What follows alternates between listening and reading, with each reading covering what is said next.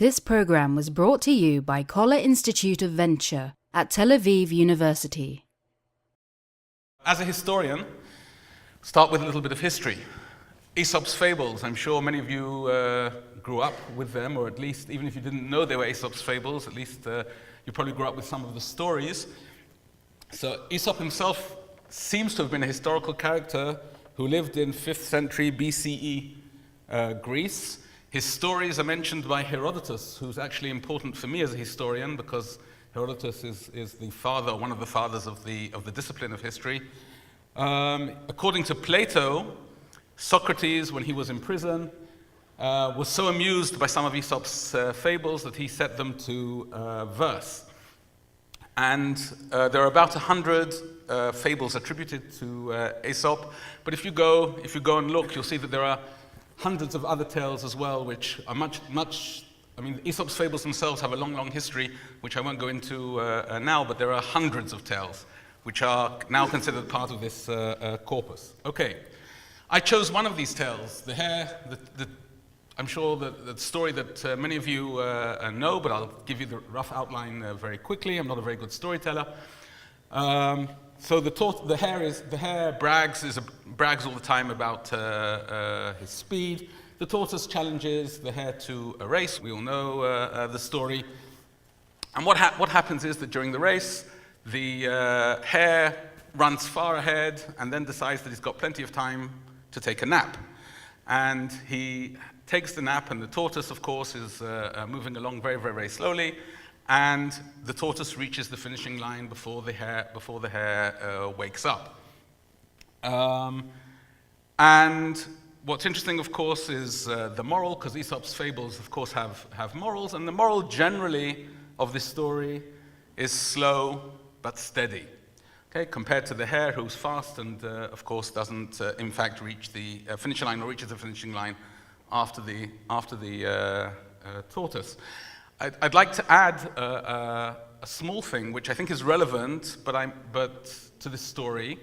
And the fact is that this race, of course, wasn't done in isolation. The race took place, and there was a crowd of people watching, crowd of animals, right, watching the race according to the fable. Now, what's interesting is that none of the crowd actually tried to wake the hare up and say to the hare, "You're going to lose the race if you don't wake up and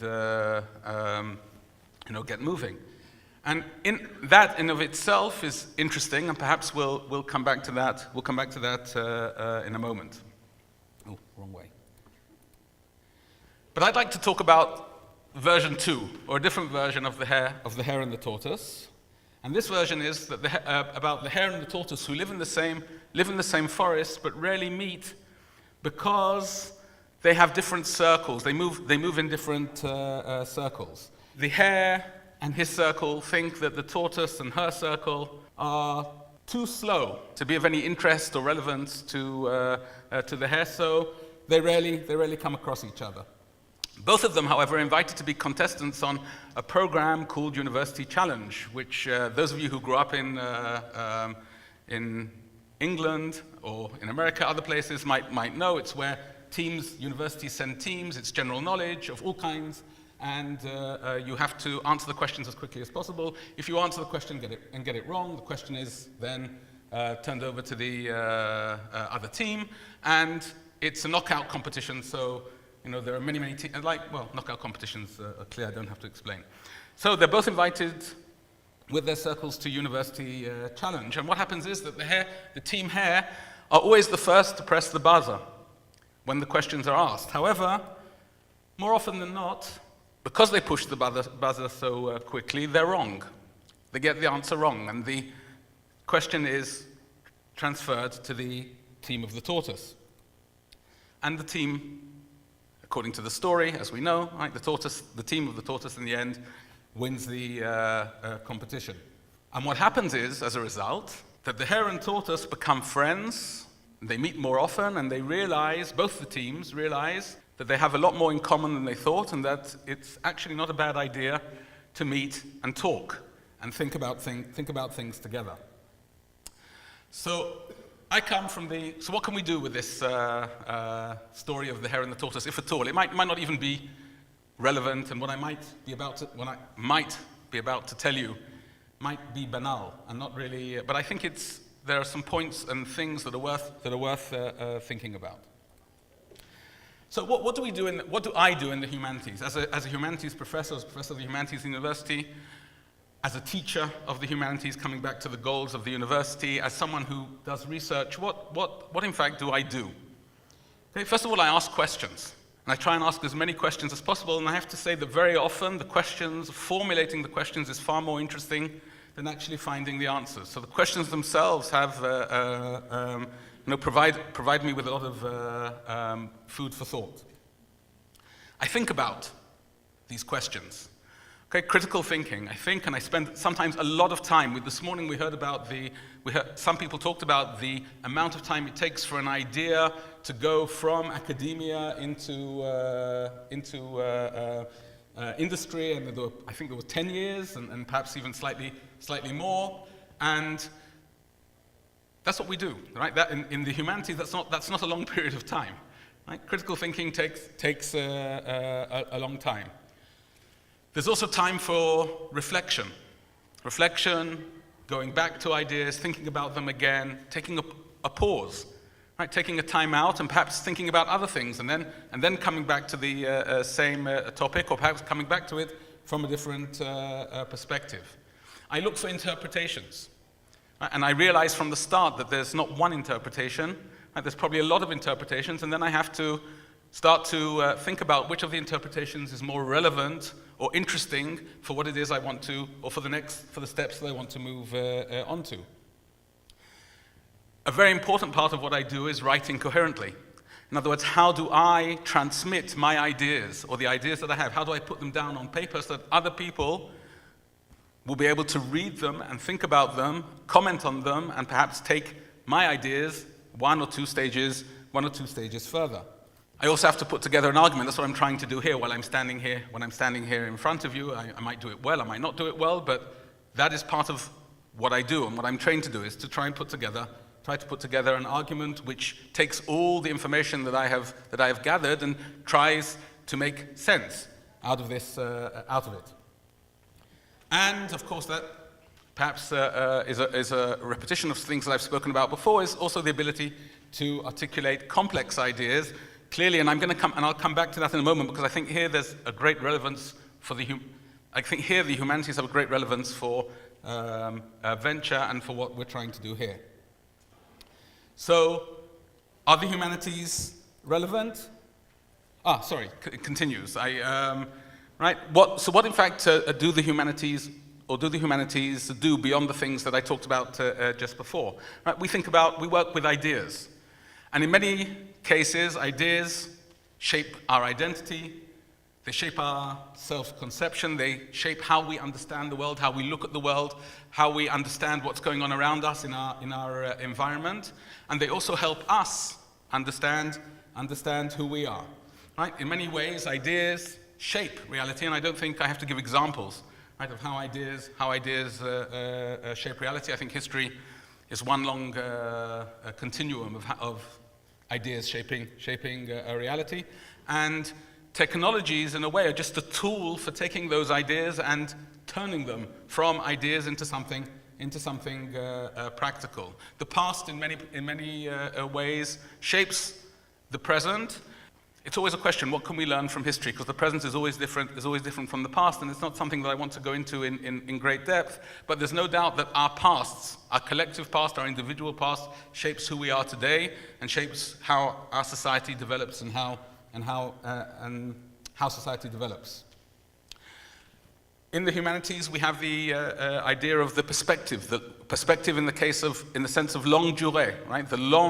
We don't think about, try and think about ideas in as broader and larger context as possible, and we realize that everything has numerous perspectives. It can be looked at in many different ways, and then we have to decide for ourselves, or think about what is relevant. What does relevance even mean when it comes to our research and our understanding of who and what we are and what we're doing?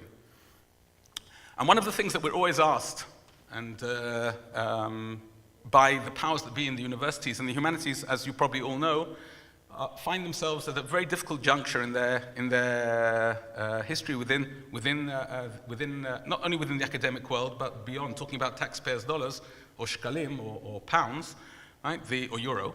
The question is, is there any relevance? What are you doing that is relevant to today? And I think that question is totally wrong. Right? It's not a question of relevance. It could very well be that something that I'm thinking about will lead nowhere. Okay?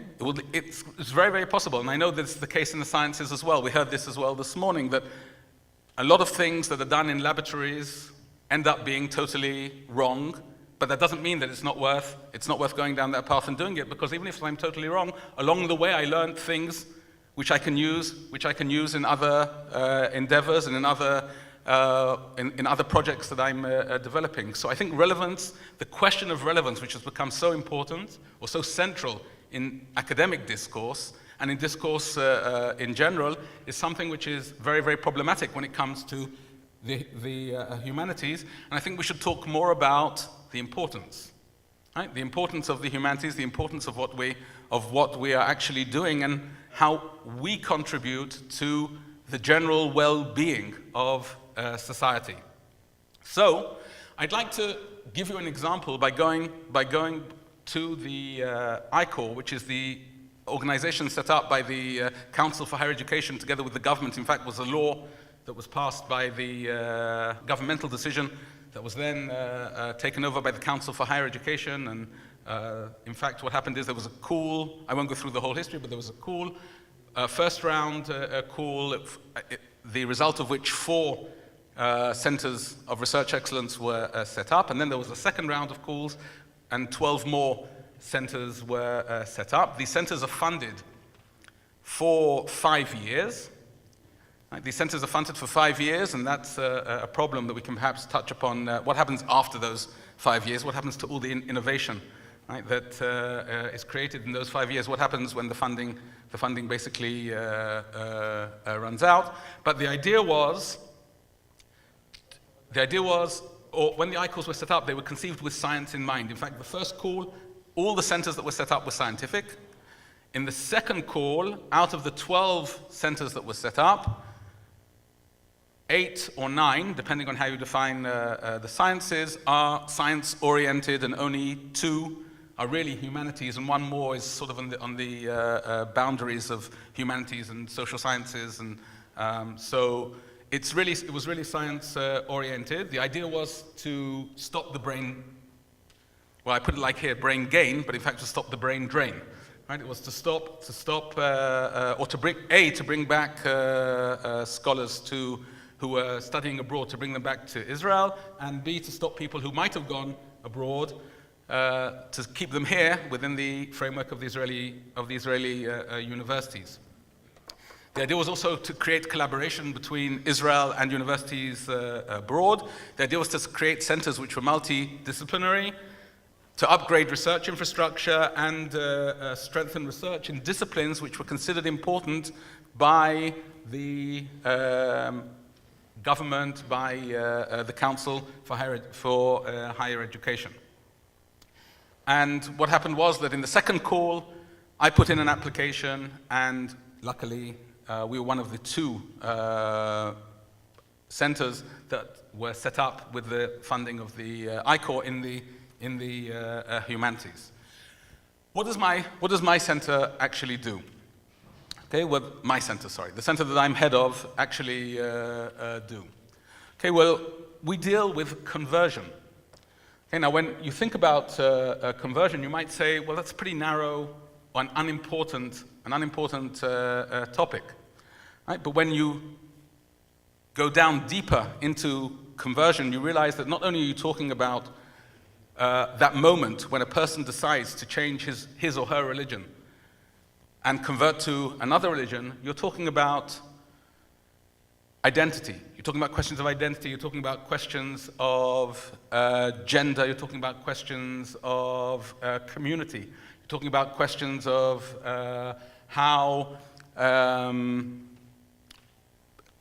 thousand things that I'll get to into a moment, but the questions that are dealt with are much broader than just the idea of conversion and what conversion actually means. So what we're looking at in the center is, as I said, questions of identity, motives for conversion, texts that deal with conversion, transfer of knowledge, which is a fascinating subject, because a convert, when he or she moves religion, brings with her or him their knowledge, the knowledge that they've acquired in their previous faith. They bring it over into their new faith. But what happens is even more interesting, and that's what as we're discovering as we get deeper and deeper into these subjects, because generally a person who crosses over doesn't leave behind his or her previous identity, but actually changes the religion he adopts, because he brings into it preconceptions, right? Preconceptions, ideas, and other things that informed and made up his identity before he or she converted. So it's far more complex. Questions of boundaries here change all the time. Conversion is a process. How communities function as a result of conversion. What happens to these communities, both the ones that lose believers and the ones that gain believers. Conversions in the sense of individual conversions, mass conversions. Right? Mass conversions are a very interesting phenomena. Too. So one of our major streams, or one of our major projects, is setting up a database, which will in fact register. Well, the idea is to get to around 100,000 entries that record conversion, whether individual, whether mass conversion, or texts talking about or dealing with conversion between all three monotheistic religions, and from outside of the monotheistic religions into the three monotheistic religions. And the database would basically allow us to ask questions that we were unable basically to ask up to this point, questions that deal with both quantitative and qualitative evidence. And basically these questions will allow us to understand much more the dynamics that go on behind the conversion process. Do I take questions now? Becoming an atheist is a conversion? Yeah. That's a good question. Can I leave that till if perhaps discussion, if we have time? Just a small, you said becoming an atheist, okay? I'd ask something different. Is converting from Judaism to Christianity, you might say converting from Judaism to Christianity is a conversion, but is converting from Catholicism to Protestantism a conversion? Or within the denominations itself, if you're a Chassid and you become a Mitnaged, right? Is that also a conversion? The questions here are broad and very interesting, and have made, as we've discovered, have made our research much more complex and interesting, right, as we go through. So we're going with the sources. The sources are all over the place. Right? They're in manuscripts, they're in libraries, they're in archaeological digs, and our sources take us to also fascinating places. We're looking at it over a historical period, from the ancient world to modern times. Modern times is a bit more problematic, as we'll see in a moment. With the database, we're able to ask loads and loads of questions. Some of them appear here on the slide. Right? Geography of conversion, gender, professions before and after, educational background. Who are these people who convert? What type of education do they have? Cultural background, socioeconomic status before and after, familial ties before and after. What happens when people convert? Do they continue to live within their community and have contact, or is contact broken off? What does this mean for both of these communities? How are they received in their new religion? Backsliding. What happens when a convert reconverts or goes back to his previous? And we have examples of converts who convert, reconvert, convert, reconvert, right? And for many different reasons, from economics to love to for actually ideological reasons, and plenty of other things as well, and mechanisms for coping with conversion. and what you can see is just a small entry from the database. Very often, the database has many, many different categories, many of which, from the historical documents, we can't answer. So we only fill in the categories in each entry that we actually can provide. So there are many entries which aren't complete, but when you have the quantitative and the qualitative together, you can learn fascinating things about this whole process. And in fact, what I tried to do, and this is relevant to what we're talking about here, is that I tried to create, and when I put in the application, I actually asked the funding body, the Council for Higher Education, to create a humanities laboratory. It sounds terrible, yeah, a humanities laboratory. I didn't actually put it like that, but in effect, that's what we did. We created a space where researchers in the humanities, this is probably for the scientists, this is what they say ABC, right? But for the humanities, where we each normally sit in our own world, in our office or in the library and work on our own work, we created a space where researchers could sit together, open space, where they could do their own work, but on the other hand, they could also talk with each other. And just the conversations that have emerged out of these, out of just people sitting together and working on totally different topics from totally different eras, from totally different geographic areas, different languages, different contexts, have already brought about joint publications and ideas which are being translated into academic conferences and other sorts of activities. So, and I'd like to give you an example of how what we're doing is relevant for today. Seriously? Okay, so, okay, and this example, I'll do it very, very quickly then. This example is a question which, when you look in the, I think among the general public, and there's a lot of discussion today about this mass immigration into Europe of Muslims, which has been caused, as we know, by many different upheavals. And there's sort of a direct link between immigration, Muslim fundamentalism, increased threat of terrorism in Europe, and the perfect example, of course, is the events of Paris, seemingly the events in Paris about a month ago. However, there are other possible perspectives and ways at looking at this issue of immigration of Islam, and these are things which this is where I think the humanities has a lot to contribute. If you look at it historically, from a religious point of view, political, economical, personal, familial security, I'll just say one thing about perhaps give one example about demography. There's, as we know, that Europe is suffering from a lack of population growth. Right, more people die than are born.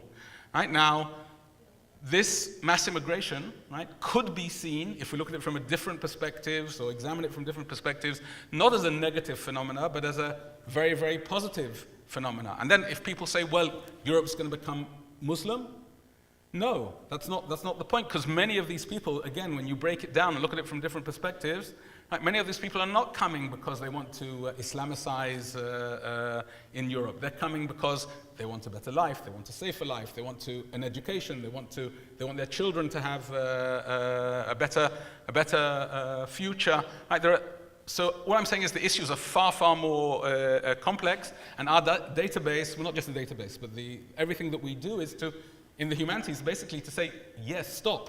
Let's look at all these issues from different perspectives and try and understand them from different perspectives. Okay, this is going back to the Hare and Tortoise, because I have versions 3 and 4, which I don't have time for, but basically this complicates the issue even more. I like the one on the right. Can actually, the one, yes, it's your right. Right, I'll race you first. First one home wins. Right, the hare says you're on. The tortoise is the first one home. Right, he just goes into his shell.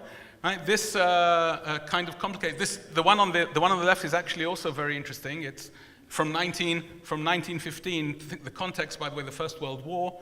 but I won't go into the why that's interesting. But what happens on the left-hand side is that the hare realizes that the race is stupid. There's no point even doing this race because he knows he's going to win. But the tortoise, so he stops in the middle, right? The hare stops in the middle, decides not to race any further. The tortoise, of course, crosses the finishing line, is proclaimed the winner. But no one knows, as this version says, no one knows that this is the story, because in the evening there was a fire in the forest, and the hare and the tortoise were on a hill outside outside of the forest. They saw the fire approaching, and they talked about it and said, who should go and warn the animals that the fire is approaching? And of course, the tortoise said, I won the race, I'll go. Yeah, and everyone knows the result, right? The tortoise, of course, doesn't make it, and the forest burns down together with all animals. So this complicates the story. And why do I bring these different versions?